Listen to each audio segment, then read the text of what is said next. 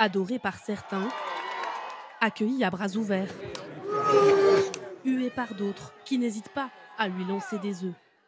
La couronne n'a jamais été aussi proche pour Charles III, mais après 70 ans passés dans l'ombre d'une mère aimée de tous, les cœurs des Britanniques semblent pourtant loin de lui être acquis. Dans les rues de Londres, les avis restent mesurés. Ça n'a rien à voir. Charles a notre respect, mais il n'aura jamais l'amour qu'on portait à la reine. Elle l'avait gagné après tant d'années. Pour les gens d'une vingtaine d'années comme moi, on n'a pas grand-chose à dire sur lui. Moi, j'aime sa façon d'être, sa stature, son attitude, tout. Je suis sûre que les gens vont changer d'avis sur lui. Il sera aimé autant qu'Élisabeth.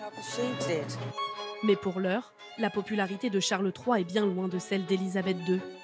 55% d'opinion favorable pour le nouveau roi, contre 80% pour la défunte reine, encore aujourd'hui.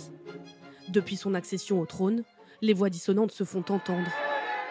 À York, il y a quelques jours encore, ils étaient des dizaines d'anti-royalistes à scander ce slogan « Not my king, pas mon roi ». Charles III, chahuté à chacune de ses sorties depuis ses premiers jours en tant que souverain, comme ici à Cardiff. C'est nous qui payons pour votre parade. Avec toujours ce cri de ralliement. Pas mon roi. Scène inimaginable sous Élisabeth II, les groupes républicains revendiquent un doublement de leurs membres depuis la mort de la reine.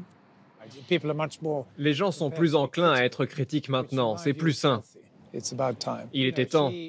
La reine faisait consensus car elle ne disait rien. Elle était totalement neutre.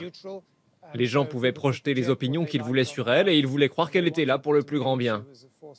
Mais Charles, lui, il a une histoire, il s'est exprimé et il a beaucoup plus pris position.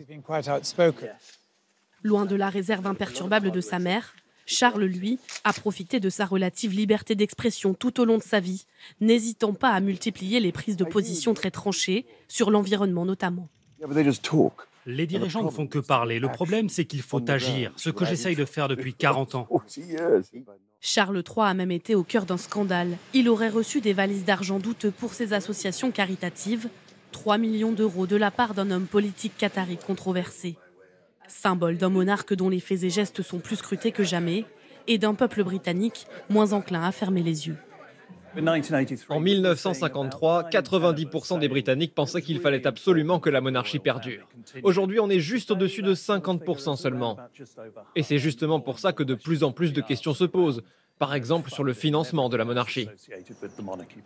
La popularité des membres de la famille royale atteint toujours un pic au moment des grands événements royaux. Alors bien sûr, la question que beaucoup se posent ici, c'est celle de l'après-couronnement. Charles III passera-t-il en dessous du seuil de 50% d'opinion favorable? Et surtout, la période de grâce dont il a bénéficié ces derniers mois touchera-t-elle à sa fin une fois la ferveur du couronnement passée?